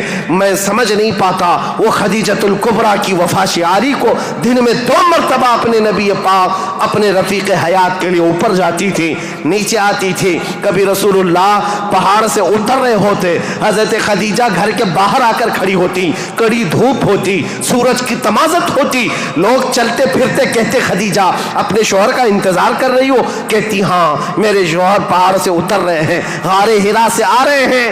اس وقت لوگ کہتے خدیجہ اندر چھاؤں میں بیٹھو، انتظار کرو، ان کے آنے میں کافی وقت ہے. خدیجہ کہتی میرا دل گوارا نہیں کرتا میرا شوہر دھوپ میں اتر رہا ہو اور ان کی عورت چھاؤں میں بیٹھی رہے. جب تک وہ دھوپ میں اترتے رہیں گے میں دھوپ میں کھڑی رہوں گی. یہ وفا شعاری ایسی تھی. آپ کو پتا ہے سب سے پہلی وہی قرآن کی جو غار ہرا میں آئی ہے، جبرائیل امین لے کر کے آئے ہیں. اسلام کی تاریخ میں اگر یہ نہ بتائیں تو ابتدا ہی نہ ہوگی، کیونکہ رسول اللہ صلی اللہ تعالیٰ علیہ وسلم جب 40 سال کی عمر میں تھے غار ہرا میں جا کر عبادت کرتے، جبرائیل امین آئے قرآن کی آیتیں لے کر اور حضور سے کہا اقرا. حضور نے کہا ما انا بقاری، میں نہیں پڑھوں گا. وہ کہتے تھے پڑھو، حضور کہتے میں نہیں پڑھوں گا. سینے سے سینہ لگا کر دبوچتے تھے. 3 مرتبہ ہوا، 4تھی مرتبہ کہا اقرا بسم ربک الذی خلق، پڑھو اس رب کے نام سے جس نے پیدا کیا ہے. رسول محترم صلی اللہ تعالیٰ علیہ وسلم نے پڑھنا شروع کیا اور پھر آیتیں سب سے پہلے جو آئی ہیں اسلام کی ابتدا نور الہی کا ظہور ہے، نور الہی کا نزول ہے. اللہ کا کلام اتر رہا ہے پہاڑ پر، پہاڑ کی چوٹیوں پر، جس کو آج بھی جبل نور کہا جاتا ہے. نور کی پہاڑی جہاں نور اترا، نور کا پہاڑ ہے. اور کس پر اترا؟ جس پر اترا وہ نور علی نور ہے. قرآن کی آیتیں آئیں، اقرأ بسم ربک الذی خلق خلق الانسان من علق اقرأ وربک الاکرم الذی علم بالقلم علم الانسان ما لم يعلم. یہ 5 آیتیں دے کر جبرائیل امین چلے گئے. رسول پاک صلی اللہ تعالیٰ علیہ وسلم پر جو وحی آئی تھی اس کا اثر ایسا تھا، سخت ٹھنڈیوں کے دن تھے، موٹے موٹے پسینے کے بوند پیشانی سے نکلتے تھے. جب رسول پاک تشریف لائے پہلا واقعہ دیکھا تھا حضور نے، پہلا واقعہ تھا جبرائیل امین اس طرح آیتیں لے کر آئے. یہ آیتیں اترنا آسان بات نہیں. قرآن خود کہتا ہے، میرا مولا فرماتا ہے اگر ہم یہ پہاڑوں پر اتار دیتے پہاڑ ریزہ ریزہ ہو جاتے، ٹکڑے ٹکڑے ہو جاتے، لیکن قلب مصطفیٰ نے اس کا بوجھ اٹھا لیا ہے. رسول اللہ کے دل نے اس امانت کو اٹھایا تھا، لیکن چل کر کے دنیا کا وہ پہلا انسان، دنیا کی وہ پہلی شخصیت ہے جس کو قرآن سنایا میرے آقا نے، وہ کوئی اور نہیں، ام المومنین سیدہ خدیجۃ الکبریٰ ہے. آئے رسول پاک صلی اللہ تعالیٰ علیہ وسلم، گھر آتے ہی فرمایا میرے پاس ایک فرشتہ آیا، سینے سے سینے لگایا اور اس نے یہ آیتیں اللہ کی طرف سے سنائی، مجھے کمبل اڑاؤ، زمیلونی زمیلونی، بار بار کہتے مجھے کمبل اڑاؤ، سخت ٹھنڈیاں لگ رہی ہیں. سیدہ خدیجۃ الکبریٰ کی باتیں یاد رکھو، تاریخ میں آج بھی لکھی ہوئی ہیں. ڈھارس بندھانے والی، تسلی دینے والی، حوصلہ دینے والی خاتون ہو تو زندگی کمال کی ہے. عزیزان گرامی کہتی ہیں اے محمد عربی صلی اللہ تعالیٰ علیہ وسلم، اے اللہ کے رسول، آپ یتیموں کا بوجھ اٹھاتے ہیں، آپ بیواؤں کی مدد کرتے ہیں، آپ کمزوروں کا ہاتھ پکڑتے ہیں، آپ کے ساتھ کبھی برا ہو ہی نہیں سکتا.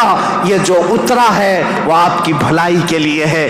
ان قریب آپ دیکھیں گے زمین و آسمان کی ساری چیزیں اللہ تعالیٰ آپ کے لیے مسخر فرما دے گا.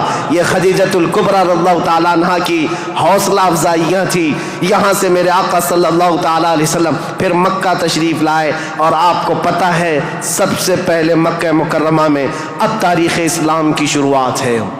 تاریخ اسلام کی شروعات ہے.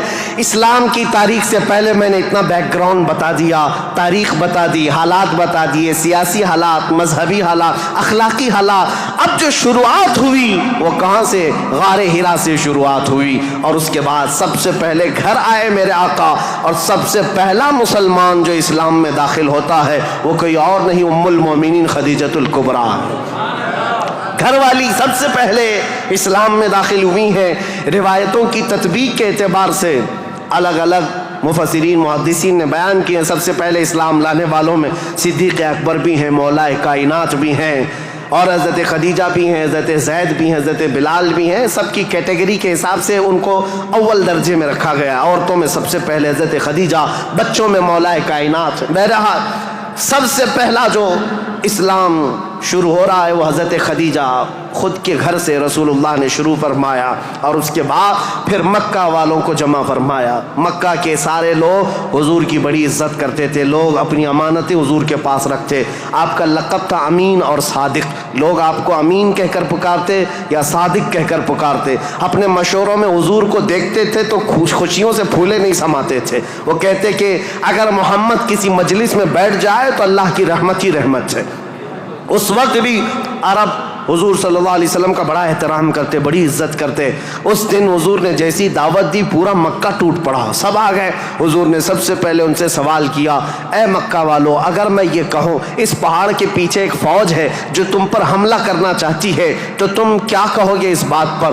سارے لوگوں نے ایک آواز میں جواب دیا، اے محمد، آج تک آپ نے کبھی جھوٹ نہیں کہا ہے. اگر آپ یہ کہیں گے تو ہم صرف یقین ہی نہیں کریں گے بلکہ ہم تو اس فوج سے لڑنے کی تیاری بھی کریں گے.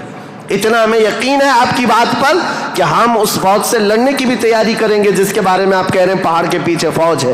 رسول کریم صلی اللہ تعالیٰ علیہ وسلم نے فرمایا، تم جب میرے بارے میں اتنا یقین کا اعتقاد رکھتے ہو تو سنو، اب میں یہ نہیں کہنا چاہ رہا کہ اس پہاڑ کے پیچھے فوج ہے جو تم پر حملہ کرنا چاہتی ہے، بلکہ اب میں یہ کہتا ہوں، سنو غور سے، کہ میں اللہ کا نبی ہوں، آخری رسول ہوں، اور دین اسلام لے کر کے آیا ہوں. اللہ ایک ہے، اللہ کے علاوہ کسی کی عبادت نہیں کی جائے گی. کوئی خدا نہیں ہے سوائے اللہ کے۔ یہ پہلا جبل ابو قبیس کے قریب فاران کی چوٹیاں پہاڑی کے پاس میرے آقا نے صفا مروہ کے دامن میں مکہ والوں کو جمع کیا تھا۔ پہلی آواز میرے آقا کی زبان سے گونجی تھی، لا الہ الا اللہ محمد رسول اللہ۔ اب لوگوں کو دیکھنے کا وقت تھا۔ ظاہر سی بات ہے، میں نے عرب کی طبیعت پہلے سے بتائی، اکھڑ مزاج، سخت مزاج، نخوت بھرا ہوا، کبر تکبر بھرا ہوا۔ کب وہ ایکسپٹ کرتے؟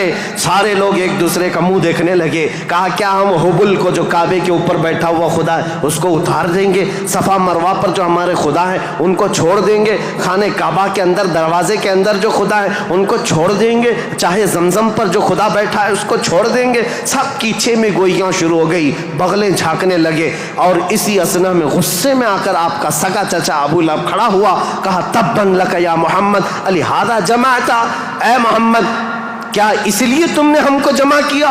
برا ہو تمہارا، تمہارے ہاتھ ٹوٹ جائیں۔ یہ پہلا جملہ تھا جو ناز قلب مصطفیٰ کریم صلی اللہ تعالیٰ علیہ وسلم کے نازنین قلب پر اترا۔ اس وقت تک کسی نے برا جملہ آپ کے لیے استعمال نہیں کیا تھا۔ پہلا برا جملہ استعمال کرنے والا ابو لہب تھا۔ نبی کریم صلی اللہ تعالیٰ علیہ وسلم کے خاطر پر، آپ کے قلب اقدس پر بوجھ گزرا، بار ہوا، تکلیف ہوئی۔ اللہ تعالیٰ نے پھر آیتیں اتاری، تبت یدا ابی لہب و تب، اے رسول آپ کے نہیں ابو لہب کے ہاتھ ٹوٹ جائیں، اس کا مال اسے کوئی فائدہ نہ دے۔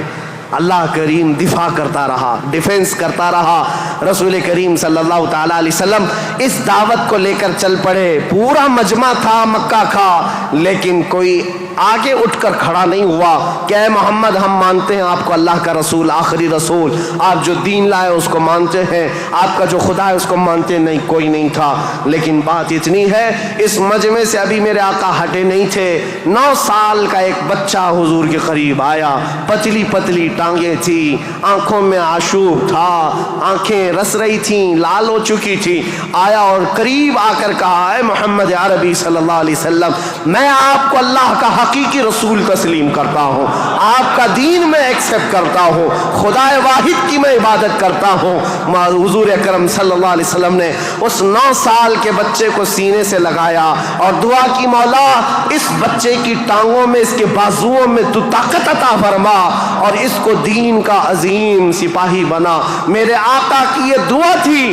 9 سال کا وہ کمزور بچہ جو سب سے پہلے حضور کی دعوت پر لبیک کہا تھا، آج پوری دنیا شرق و غرب، شمال و جنوب میں اس کو اگر پکارتی ہے تو اسد اللہ الغالب، شیر خدا حیدر کرار کے نام سے جانتی ہے۔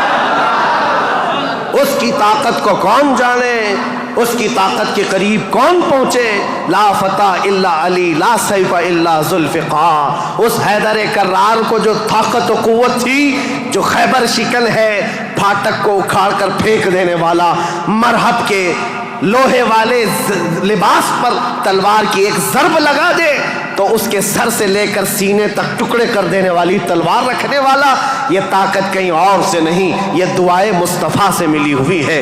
میرے آقا صلی اللہ تعالیٰ علیہ وسلم کی اسلام کی تبلیغ کی شروعات یہاں سے ہوئی۔ اب اس کے بعد مکہ مکرمہ کے جو حالات تھے، سیرت مصطفیٰ کے بیان میں آپ نے تقریباً سن لیا ہے۔ تقریباً 13 سال میرے آقا نے مکہ مکرمہ میں تبلیغ فرمائی، مشقتیں اٹھائی، مصیبتیں برداشت کی، کئی صحابہ کی یہاں پر شہادتیں ہوئی۔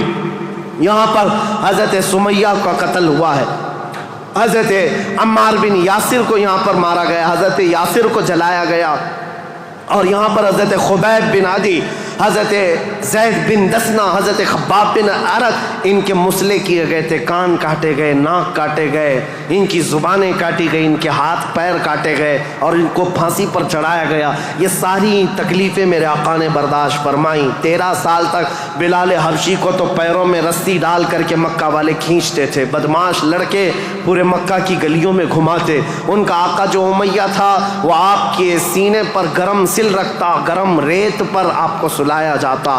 آج کی زمین پر آج بھی آپ مکہ میں جائیں، دوپہر کے وقت آگے 1 منٹ آپ بغیر چپل کے کھڑے ہو کر کے دکھا دیں، اللہ کی پناہ آپ کے پیروں میں چھالے نہ آئیں تو بات کرنا، آپ کے پیروں میں آبلے نہ پڑ جائیں تو مجھ سے کہنا، لیکن وہ بلال حبشی کو پورا دن گرم ریت پر سلایا جاتا، پیٹھ گل گئی تھی اور ان کے پیٹھ سے گوشت نکل کر کے چربی میں تبدیل ہو گیا، چربی نکل گئی تھی، ریڑھ کی ہڈی دکھتی تھی۔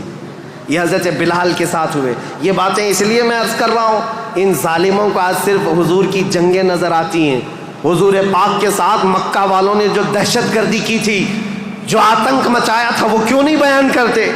13 سال تک تلوار نہیں اٹھائی، نہ تلوار اٹھانے کا حکم دیا، 13 سال برداشت کیے، سوشل بائیکاٹ بھی برداشت کیا، حضور نے پتے کھائے، چمڑے ابال کر کھائے، سب برداشت کیا، پھر ہجرت بھی کیا، اپنا وطن بھی چھوڑا، اب مدینہ طیبہ تشریف لے گئے۔ اب یہاں سے اسلامی حکومت کی اسٹیبلشمنٹ ہوتی ہے، بنیاد رکھی جاتی ہے، اور میرے دین کی بنیاد جہاں رکھی گئی وہ بہت بڑا کروڑوں کا بنایا ہوا پارلیمنٹ نہیں تھا، وہ کھجور کے چھالوں سے، کھجور کے پھڑ سے بنایا ہوا چھپر کا ایک چھوٹا سا گھرانہ جس کو مسجد نبوی کہا جاتا ہے، یہ مسلمانوں کا مرکز تھا، یہ پارلیمنٹ تھا میرے آقا کے۔